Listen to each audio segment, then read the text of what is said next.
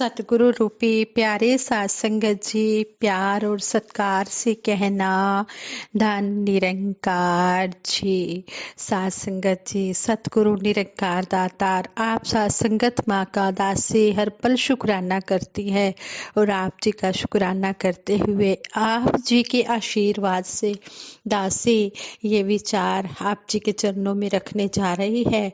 इन विचारों द्वारा हमें यही समझाया गया है कि जैसे जैसे संगत इंसान करता जाता है वैसा वैसा उस पर असर होता जाता है। संतों का संग करने वाला सत्संगी बन जाता है।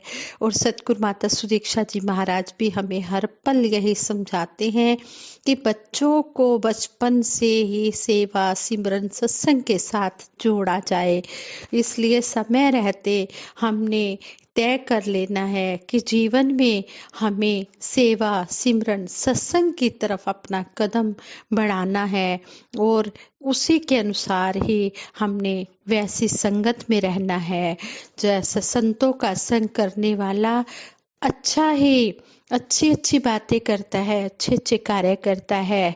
और संतों का है काम जगाना, संतों ने जगाया है गाफिल बंदे को गफलत की नींद से उठाया है। सतगुरु बाबा हरदेव सिंह जी महाराज संपूर्ण हरदेव वाणी के इस शपथ द्वारा हमें जगाने का काम कर रहे हैं। हमें समझा रहे हैं कि संतों का है काम जगाना, संतों ने जगाया है, गाफिल बंदे को गफलत की नींद से उठाया है। लेकिन कोई कोई जागा, हर कोई ना जाग सका। किसी किसी ने त्यागा आलस, हर कोई ना त्याग सका। जो नहीं जागा वो जन कुछ भी हासिल ना कर पाया। समय के रहते जाग गया जो उसने लाभ उठाया है। माया के स्वामी से जुड़ जा, माया से तू जाग रे। कहे हर देव यही है मौका, प्रभु भक्ति में लाग रे। कितना सुंदर हमें शब्द द्वारा समझाया जा रहा है कि मायापति से जुड़ जा। हे इंसान, तू मायापति से जुड़ जाएगा, इस भक्ति में लग जाएगा तो यही तेरे काम आनी है। इसलिए जैसे जैसे जगत में इंसान संगत करता है वैसा ही रंग उस पर चढ़ता है। इसलिए हम संतों का संग हमेशा करते चले जाएं ताकि हमारे ऊपर सच्चाई का रंग चढ़ा रहे। ऐसे ही एक स्टोरी है, कहते हैं कि चीनी विचारक मेंशियस की माँ एक समझदार महिला थी। उन्होंने अपने जीवन काल में अपने बेटे के कारण 3 बार अपना रहने का स्थान बदला। पहले वह एक कब्रिस्तान के पास रहती थी। एक दिन उन्हें लगा कि उनका बेटा धीरे धीरे गहरे दुख में डूबता जा रहा है। दरअसल कब्रिस्तान में आने वाले लोग दुख से रोते बिलखते रहते थे। वह बालक उन्हें रोज ही देखता था, इसलिए वह उन्हीं की तरह व्यवहार करने लगा। मेंशियस की माँ को चिंता हुई और उन्होंने वहां से दूसरी जगह जाना तय कर लिया। अब वह चहल पहल भरे बाजार में रहने लगे। कुछ समय बाद उन्होंने देखा कि उनका बेटा एक दुकानदार की तरह व्यवहार करने लगा है। वह घर का सामान सजाकर एक दुकानदार की तरह बातचीत करने लगा है। उनकी माँ अपने बेटे का ऐसा व्यवहार देखकर चिंतित हो गई। उन्होंने वहां से निकलना तय किया। इस बार उन्होंने एक विद्यालय के पास मकान लिया। वहां मेंशियस मेधावी विद्यार्थियों का अनुसरण करने लगा। वह अनेक विषयों की जानकारी पाने की कोशिश और अनेक विषयों पर गहन अध्ययन करने लगा। माँ यह देखकर बड़ी खुश हुई। उन्हें लगा कि उनके बेटे पर माहौल का सही प्रभाव पड़ा है। ऐसे माहौल में बड़ा होकर मेंशियस चीन का एक बहुत बड़ा विद्वान बना। यह बात तो तय है कि हमारे जीवन पर आसपास के वातावरण का बहुत बड़ा प्रभाव पड़ता है। यदि हम जुआ खेलने वालों की संगत में रहेंगे तो आसानी से जुए की इस बुराई से प्रभावित हो जाएंगे।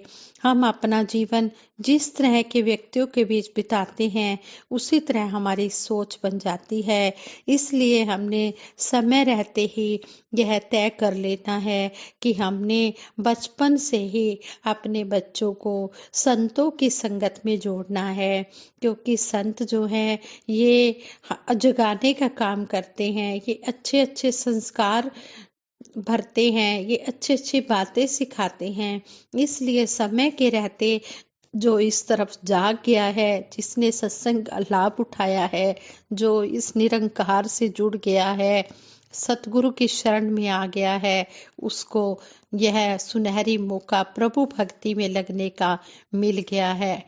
इस तरह हम सतगुरु के आशीर्वाद प्राप्त करते रहें और हमेशा सतगुरु के चरणों में बैठकर यही मांग मांगे कि हे दातार सच्चे पातशाह, हमें हमेशा सेवा सिमरन सत्संग के साथ जोड़ के रखना। और हे गोरदास जी, आप जी के चरणों में स्टोरी लेकर आई है, जिस तरह हमें सतगुरु हमेशा हर पल समझाते हैं कि हमने अपने घर में जो हमारे बुजुर्ग माता पिता हैं, जिस जिसके घर में भी बुजुर्ग माता पिता हैं, वो सभी अपने बुजुर्ग माता पिता का आदर सत्कार करें, उनकी सेवा करें और इस तरह बड़ों का आशीर्वाद प्राप्त करें। कहते हैं कि गांव के एक बच्चे को आम बहुत अच्छे लगते थे और उस गांव में आम का एक पेड़ भी था। बालक को जब भी समय मिलता वह आम के पेड़ के पास पहुंच जाता, पेड़ के ऊपर चढ़ता, आम खाता, खेलता और थक जाने पर उसी की छाया में सो जाता।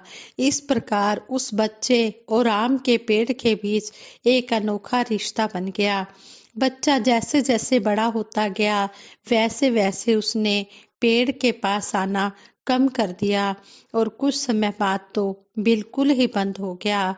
आम का पेड़ उस बालक की राह ही देखता रहता और उस बालक के बारे में चिंतित रहता। एक दिन अचानक पेड़ ने उस बालक को देखकर कहा, तू कहाँ चला गया था? मैं रोज तुम्हें याद किया करता था। चलो आज फिर से दोनों खेलते हैं। उस बालक ने आम के पेड़ से कहा, अब मेरी खेलने की उम्र नहीं है, मुझे आगे पढ़ना है, लेकिन मेरे पास फीस भरने के पैसे नहीं हैं। आम के पेड़ ने कहा, तू चिंता मत कर और मेरे सारे आम ले जाकर मार्केट में सेल कर दे और इससे जो भी तुझे मनी मिले, जो भी धन मिले, उससे अपनी फीस भर देना। उस बच्चे ने पेड़ से सारे आम तोड़ लिए और उन सबको लेकर वहां से चला गया। फिर कभी दिखाई नहीं दिया। पेड़ फिर उस बालक की राह देखता रहा। एक दिन वह बालक फिर आया और कहने लगा कि अब मुझे जॉब मिल गई है, नौकरी मिल गई है और मेरी शादी भी हो चुकी है। मुझे अपना घर बनाना है, अब इसके लिए मेरे पास पैसे नहीं हैं। आम के पेड़ ने फिर कहा, तू चिंता मत कर, तू मेरी सभी टहनियों को काट कर ले जा और उनसे अपना घर बना ले। उस जवान हुए बालक ने पेड़ की सभी टहनियां काट ली और लेकर चला गया। पेड़ के पास अब कुछ नहीं था और कोई उसे देखता भी नहीं था। पेड़ ने अब भी उस बालक से जवान हुए व्यक्ति की उम्मीद नहीं छोड़ी। एक दिन अचानक वहां एक बुजुर्ग आदमी आया। उसने आम के पेड़ से कहा, शायद आपने मुझे पहचाना नहीं, मैं वही बालक हूँ जो बार बार आपके पास आता था और आप हमेशा मेरी मदद करते थे। आम के पेड़ ने शांत स्वर में कहा, बच्चे, मेरे पास अब तो ऐसा कुछ भी नहीं है जो मैं तुम्हें दे सकूं। बुजुर्ग की आंखों में आंसू आ गए और उस बुजुर्ग ने कहा, आज मैं आपसे कुछ लेने नहीं आया हूँ, बल्कि आज तो मुझे आपके साथ जी भरकर खेलना है, आपकी गोद में सिर रखकर सोना है। इतना कहकर वह आम के पेड़ के साथ लिपट गया। आम के पेड़ ने प्यार से कहा, बच्चे तू चिंता मत कर, मैं बैठा हूं ना। और सूखी हुई टहनियों से चंदन की सुगंध आने लगी। इसी प्रकार उस बंजर पेड़ की तरह आज कई माता पिता अपने बच्चों की राह देख रहे हैं। आज अगर हम उनको गले लगाएंगे तो कल जब हम भी वृद्धावस्था में होंगे तो जरूर कोई हमारे भी गले लगने के लिए आएगा।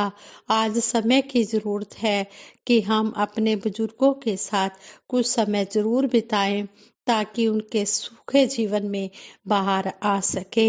संपूर्ण हरदेव बानी में सतगुरु बाबा हरदेव सिंह जी महाराज भी इस शब्द की ओर हमारा ध्यान दिलाते हुए हमें समझाते हैं कि माता पिता का आदर करना, नित्य ही श्रद्धा भाव से इनकी सेवा करते रहना, तन्मयता से चाव से कितने कितने कष्ट उठाकर माता पिता ने पाला है। माता पिता के कारण मुंह में बच्चों के निवाला है।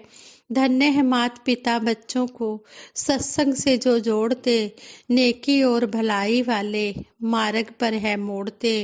बड़ों को इज्जत देने वाला हर सू इज्जत पाएगा। ध्यान बड़ों का रखने वाला आप बड़ा हो जाएगा।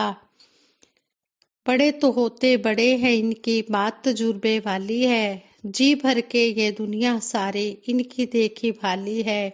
बड़ों से इनका अनुभव लेकर आगे बढ़ते जाना है। कहे हर देव संत मति को जीवन में अपनाना है। सतगुरु बाबा जी ने समझाया है कि हमने संतों की मति को अपने जीवन में धारण करके और बड़ों से अनुभव लेते हुए आगे बढ़ते जाना है। हमने अपने बड़ों की इज्जत करनी है। हमने बच्चों से प्यार रखना है, बड़ों की इज्जत करनी है। माता पिता की जब आदर होता है, उनकी इज्जत होती है, तो वो भी अपने बच्चों को बहुत प्यार करते हैं। तो कहते हैं कि वो धन्य है माता पिता जो बच्चों को बचपन से ही सत्संग से जोड़ देते हैं, नेकी और भलाई वाले रास्ते पर मोड़ देते हैं और फिर वहां से बच्चे अच्छे संस्कार लेकर अपने बुजुर्गों का आदर सत्कार करते हैं। जैसा व्यवहार बड़ों का बच्चे ध्यान से देखते हैं वो वैसे ही बन जाते हैं। इसलिए अपने बच्चों को अच्छे संस्कार से भरना है ताकि वो जो भी देखें वो अच्छा अच्छा ही देखें, अच्छा अच्छा ही करें और इस तरह भलाई के रास्ते पर चलते रहें, मानवता के गुणों को अपनाते रहें, संत मति को धारण करते चले जाएं। सत्संग सेवा सिमरन के साथ हम सभी के बच्चे जुड़े रहें, यही दासी आशीर्वाद मांगती है सतगुरु माता जी से। और सतगुरु माता जी बड़े ही दयालु हैं, बड़े ही कृपालु हैं। जो भी हम इनके चरणों में अरदास करते हैं ये हमारी अरदास को पूर्ण कर देते हैं। सतगुरु माता जी के चरणों में सभी के लिए दासी यही अरदास करती, सच्चे पातशाह सभी को परिवार सहित अपने चरणों से जोड़ के रखना और सभी इसी तरह सेवा सिमरन सत्संग करते हुए आनंद माणते हुए अपना जीवन यापन करते चले जाएं। सारे सुख दुनिया दे पादो साड़ी झोली विच फिर भी मिलाई रखना संतां दी टोली विच। साध संगत जी प्रेम से कहना, धन निरंकार जी।